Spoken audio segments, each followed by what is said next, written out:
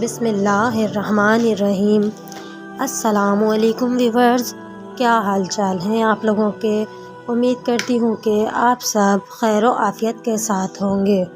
تو ویورز، آج کی کہانی کا موضوع ہمارا ہے خنزیر کھلانے والا ظالم بادشاہ۔ پرانے زمانے میں بنی اسرائیل کا ایک بادشاہ تھا جو کافر ہونے کے ساتھ ساتھ بہت ظالم بھی تھا، جو لوگوں کو خنزیر کا گوشت کھانے پہ مجبور کرتا تھا، اور جب آدمی انکار کرتا تو اسے سخت سزا دے کر ہلاک کروا دیتا تھا۔ پھر اس زمانے کے سب سے بڑے عابد کو بادشاہ کے پاس لایا گیا۔ لوگ اس عابد کے مرتبے اور فضیلت سے آگاہ تھے۔ لوگ نہیں چاہتے تھے کہ اس عابد بزرگ کو بادشاہ کی طرف سے کوئی تکلیف پہنچے۔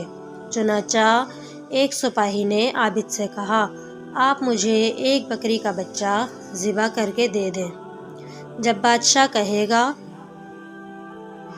کہ اس عابد کے سامنے خنزیر کا گوشت رکھا جائے تو میں وہی بکری کا گوشت آپ کے سامنے پیش کروں گا۔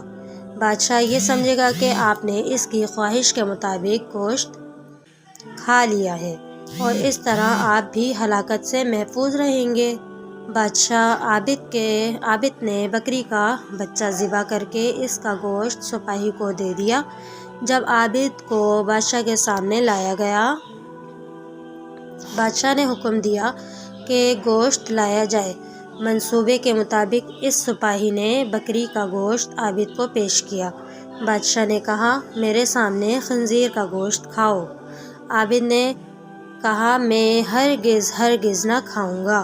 یہ سن کر سپاہی نے اشارے سے بتایا کہ یہ وہی بکری کا گوشت ہے جو آپ نے دیا تھا، آپ بلا جھجک کھا لیں۔ لیکن عابد نے بادشاہ کے سامنے وہ گوشت کھانے سے انکار کر دیا۔ ظالم بادشاہ نے سپاہیوں کو حکم دیا کہ اسے قتل کر دو۔ جب عابد قتل کے لیے جانے لگے تو وہی سپاہی قریب آیا اور کہا، آپ نے گوشت کیوں نہ کھایا؟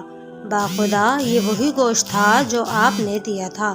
عابد نے کہا، ایسی کوئی بات نہیں ہے، بلکہ میں اس بات سے ڈر گیا تھا کہ لوگ میری وجہ سے فتنہ میں مبتلا ہو جائیں گے، کیونکہ جب بھی کسی کو خنزیر کا گوشت کھلایا جائے گا اور کھانے پہ مجبور کیا جائے گا تو لوگ کہیں گے کہ فلاں عابد نے بھی مجبور ہو کر حرام گوشت کھا لیا تھا، لہٰذا ہم بھی کھا لیتے ہیں۔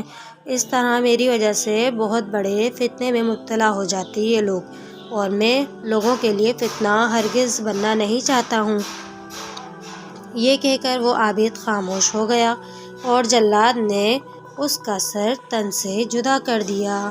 تو ویورز، آج کی کہانی آپ لوگوں کو کیسی لگی؟